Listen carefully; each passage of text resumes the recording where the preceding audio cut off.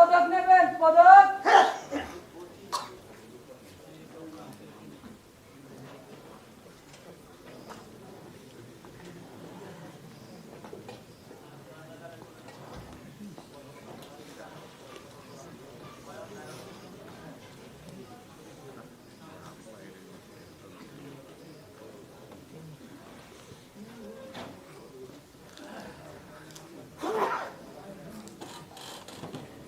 দইওয়ালা, ও দইওয়ালা। আমি দইওয়ালা নই খোকা। আমি ভেবেছিলাম তুমি দইওয়ালা। দেখতে যদিও তাই মনে হয়, তাই না? হ্যাঁ, তাই তো দেখছি। তোমার নাম কি খোকা? অমর, যদিও এটা আমার দেয়া না। এটা আবার কেন? আছে, ও তুমি বুঝবে না। আচ্ছা, তাহলে তুমি কি পেরি করো? পদক পদক তৈরি করি, দেশের বিভিন্ন জায়গায় নিয়ে যাই। এগুলো বিক্রি করে পাবে? এখন তো পদকের সময়, এক একটা পদক কত মূল্যবান। এই পদকগুলো কাদের জন্য? ওই যারা সমাজ থেকে সমাজ বানিয়ে বসে আছে।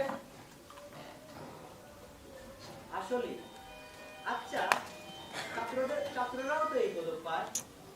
হ্যাঁ, ছাত্ররাও পান, সমাজের গুণীজনরাও পান, আরো কিছু মানুষ পান, তারা শুনেছি অনেক জানেন।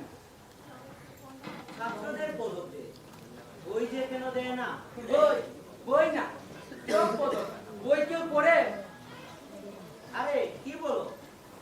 আরে সেদিন এক ডাক্তার পদক দিতে গিয়ে বলল, বই দিলে কেউ পড়ে না, রেখে দে। তাই পদকই ভালো। ছাত্র তার কৃতিত্বের ফল চোখের সামনে দেখলে সে আরো উৎসাহ পাবে। ও বুঝেছি, দাদার চোখ বরাবর মুলা ঝুলানোর মতো। অনেকটা তেমনি। তাহলে তুমি বলো, বইয়ের উপর কি কোনো কিছু আছে? এত বই পড়ে সব বিজ্ঞান হলে নালা নর্দমা কে পরিষ্কার করবে? আরে উন্নত বিশ্বে শিক্ষিতরাও তো তাই করে। কি বলো? হ্যাঁ, জানতাম না তো। জানতে হয়। বুঝেছি, তুমি অনেক বই পড়ো। হুম, বই এখন আমার নিত্য শুনি। জানো, আমাদের বিদ্যালয়েও নানা অনুষ্ঠানে পদক দেয়া হয়। মা বলেন, বই যে কেন দেয় না? বই দিলে তুই পড়তি, আমরা পড়তাম। পদক দে, পদকে শুধু শুধু জায়গা নষ্ট। তোমরা তো এগুলো নেই। তোমার মা অনেক জানেন, অনেক পড়েছেন বুঝি? না, মা তো স্কুলেই শেষ করতে পারে। তবে মা পড়াশোনার প্রতি ঝোঁক বেশি। আমার বইয়ের কবিতাগুলো মাই আবৃত্তি করে। ও তাই? তোমার মা কোনো পদক পাননি? আরে মা কেন পাবে? কি বলো? এখন তো সবাই 500 টাকা করে পদক পাচ্ছে। তোমার মা যেহেতু আবৃত্তি করেন তাই। মা তো ঘরে করে, সব করে করে, সেটা তো কেউ জানে না। তোমরা চেষ্টা করলে একটা পদক মাকে দিতেই পারো। দেশের সবাই 500 টাকা করে পদক পাচ্ছে। বাংলাদেশের 17 কোটি জনগণের হাতে কি পদক পৌঁছে গেছে? না, তা বুঝেনি, তবে দেরি হবে না। এদের মধ্যে কিন্তু জঙ্গি আছে, স্বাধীনতা বিরোধীরাও আছে। সবাই পেলে তো ওরাও পেয়ে যাবে। এটা ভাবিনি তো। আসলে তবে আমি দিন মজুর, আমার কাজ বহন, পদক যারা দেন তাদের এটা করুন। হ্যাঁ বলবে, পদকের চেয়ে কাজই আসো। যে কারো কাজই তাকে উজ্জ্বল করে। পদকের জন্য কেউ কাজ করে না, আর করা উচিত না। তুমি বাবা অনেক কঠিন কথা বলো।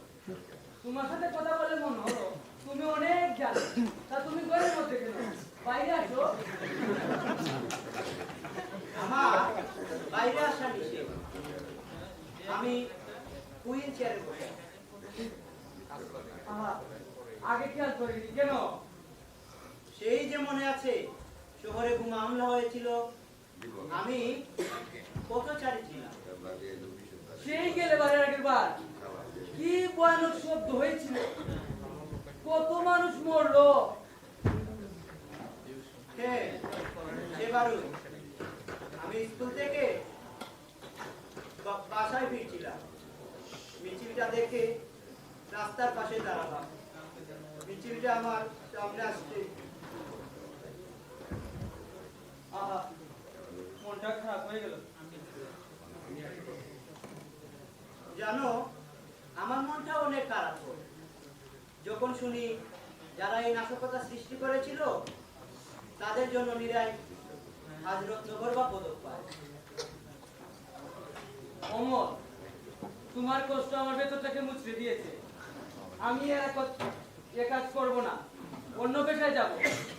প্রয়োজনে এরপর দই বেচবো। সত্যি সত্যি অমর। সুন্দর সুরে ডেকে ফেরি করতে হবে কিন্তু। সেটা আবার কেমন? দই, ভালো দই, দই নেবেন? দই, দই নেবেন? দই ভালো দই, দই নেবেন? দই ভালো দই। আরে না, হয়নি। আবার শোনো। দই, ভালো দই, দই নেবেন? দই, দই আছে দই, দই নেবেন? দই ভালো দই, দই আছে দই। এই তো চমৎকার। দই নেবেন? দই, দই আছে দই ভালো দই। তোমার এই ডাক শুনলেই আমি জানলার পাশে এসে দাঁড়াবো। খুব তাড়াতাড়ি আসবো বল, তাড়াতাড়ি আসবো। আমি যদি পারতাম তোমার মতো ফেরি করে ঘুরতে। আহা, দূরের ওই চা বাগানটার পাশে যে পাহাড়ি ঝর্ণা, আমি ওখানটায় ঠিক যেতাম। জানো ওখানকার মানুষগুলো কেমন? না জানি না। তোমার জানতেও ইচ্ছে করে না? না। করবেই বা কেমন করে? কারণ তুমি স্বাধীন আর আমি পরাধীন। কি জানি? হ্যাঁ, সেটাই। পূর্ণিমায় ওরা কিভাবে গান গায় আমি চোখ বন্ধ করলেই দেখতে পাই। তাই? হ্যাঁ, তুমিও চোখ বন্ধ করো, দেখতে পাবে। বললাম। ভাবতে থাকো, লাদালদায় পা রাঙিয়ে এক পাহাড়ি মেয়ে আসছে, পেছনে তার পছন্দের মানুষ।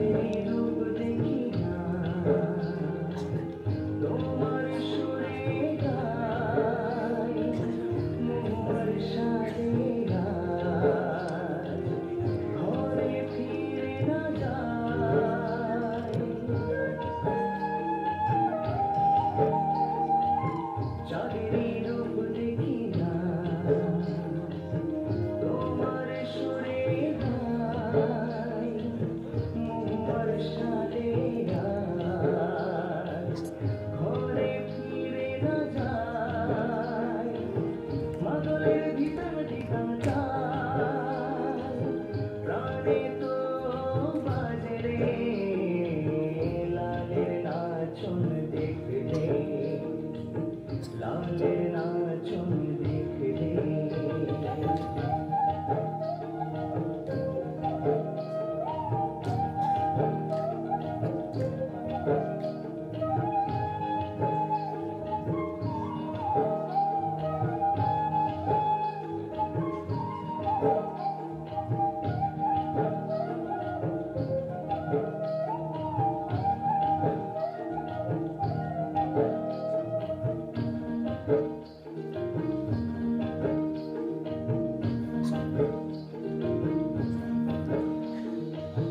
নরম নরম হাওয়ায় মেলেছি ডানা যে, থেমে থেমে সুর যেন ময়ূর হয়ে নাচে।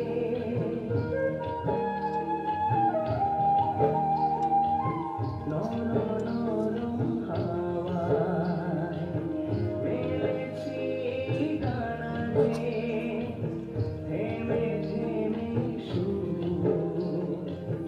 যেন ময়ূর হয়ে নাচে।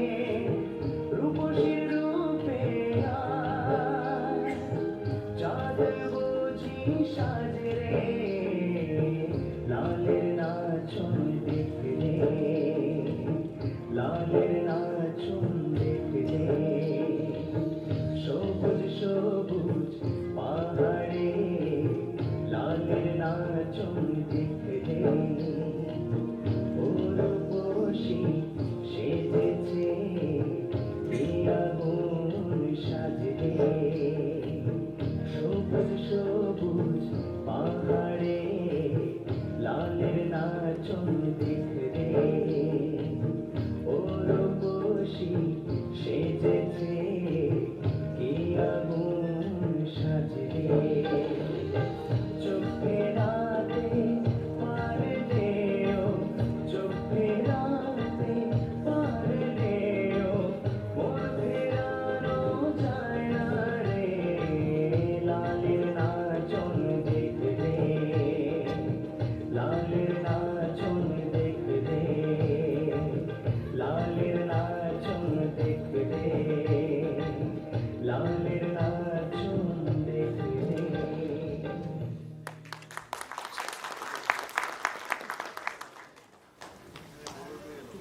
কি কেমন দেখলে? বাহ, চোখ বন্ধ করে ভাবলি দেখি আরেক জগৎ। ভাব দেব, মনের চুপ সেটাই। তোমার কাছ থেকে কত কি শিখলাম। আমার তো আর কোনো কাজ নেই, এসব নিয়েই পড়ে থাকি। আজ চলি, বেলা অনেক হলো। যাও, আমার তো আর বেলা নেই।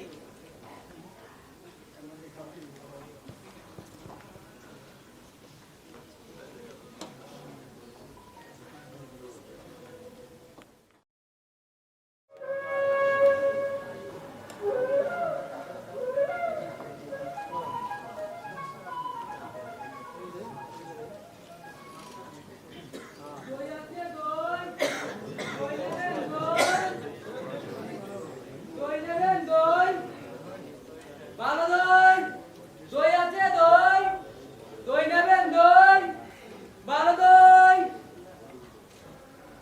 পদকওয়ালা, ও পদকওয়ালা, কমল, আমি এখন দইওয়ালা।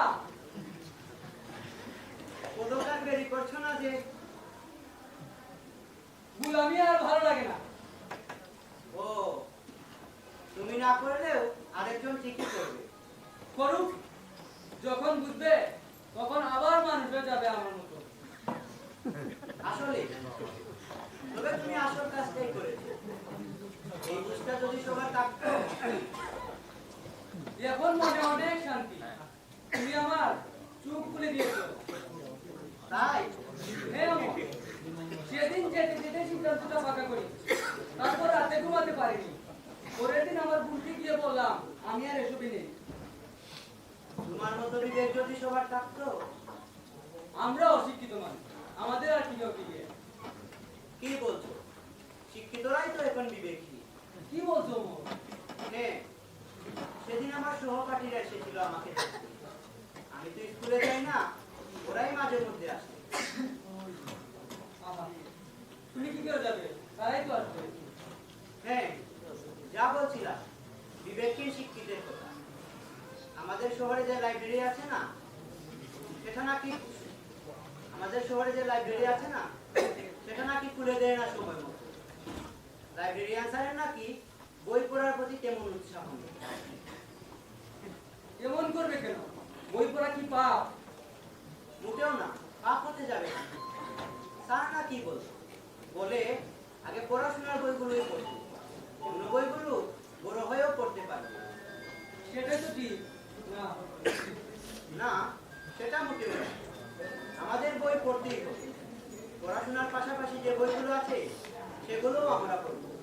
সেগুলো না পড়লে আমরা মানুষই হতে পারবো না, আমাদের মধ্যে মানবিকতা তৈরি হবে না। পড়াশোনার বইগুলো আমাদের রুটির পথ দেবে, মানুষ বানাতে পারবে। আমি তো পড়ালেখা করি, আমি আর কি বুঝি? পড়ালেখা না করে তোমার মধ্যে যে মানবিকতার ফুল দেখেছি তার গন্ধ তুলনাহীন। আমি যদি পারতাম তোমার মধ্যে এমন দেরি করে উঠতে। আহা,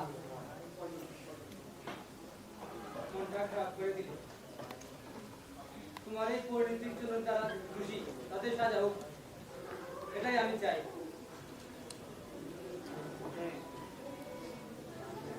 আর চলি, বেলা অনেক হলো।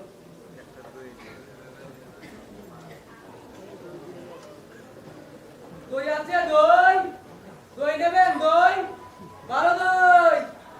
দই নেবেন? দই ভালো দই। দই নেবেন? দই ভালো দই আছে? ভালো দই। দই নেবেন? দই ভালো দই।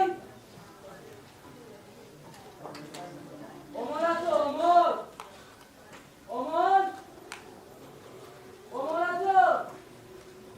আমি দই বলা। অমর,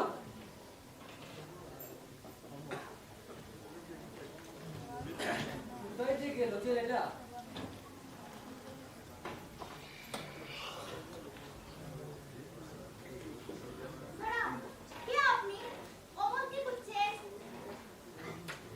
আমি দই বিক্রি করি, অমরকে কতদিন দেখি না।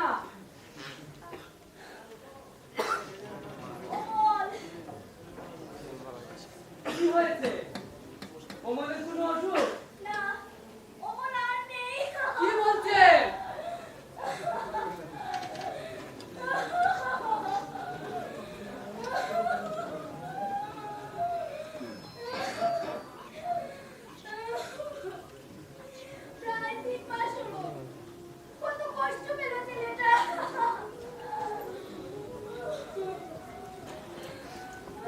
এক বছর ধরে আমি আসতে পারিনি। 100 দুর্ঘটনার প্রায় 6 মাস হাসপাতালে ছিলাম, তারপর আরো 6 মাস বাড়িতে। কোমলের মুখটা কত ভেবেছি। আহারে বাচ্চা।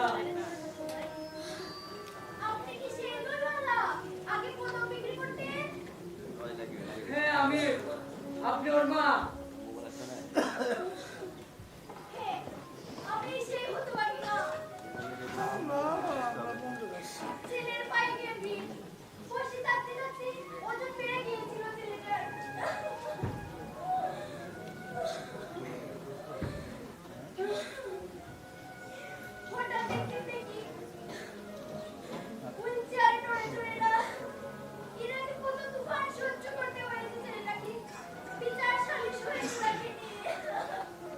কি বলে? পত্রিকায় চিঠিপত্রের কলামে শহরের লাইব্রেরি ব্যবহার হচ্ছে না লেখার পর শহর থেকে লোকজন এসে তাকে বাসায় গিয়ে ইচ্ছে মতো শাসিয়ে দেয়। তারপর বিচারও বসে তার বাবা ছেলেমেয়ের বাপ চেয়ে নেয়। তার বাবাকে বলছিল, বাবা এটা করো না, ছেলেটা এরপর আরো মন পোড়া হয়ে যায়।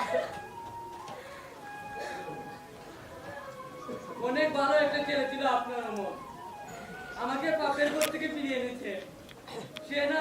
জানতাম না কোনটা পাপ কোনটা পুণ্য। সে আপনাকে মনে মনে বুঝতো, প্রতিদিনই বলতো, সে মনে করতো আপনি আসবেনই। কোন পুণ্যের কারণে তার সাথে আমার দেখা হয়েছিল, আপনার রক্তের জন্য কিছু করতে পারলাম না। ওর শখ ছিল আমার মতো দই বেরি করা। পরে থাকতে থাকতে ছেলেটা বাইরে যাবার জন্য সবসময় অস্থির হয়ে থাকতো।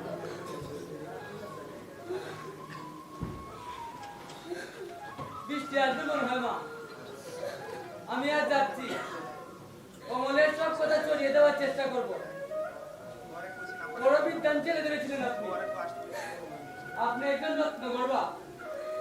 এই দুটো মাস আপনাকে একটা সালাম দিই মা।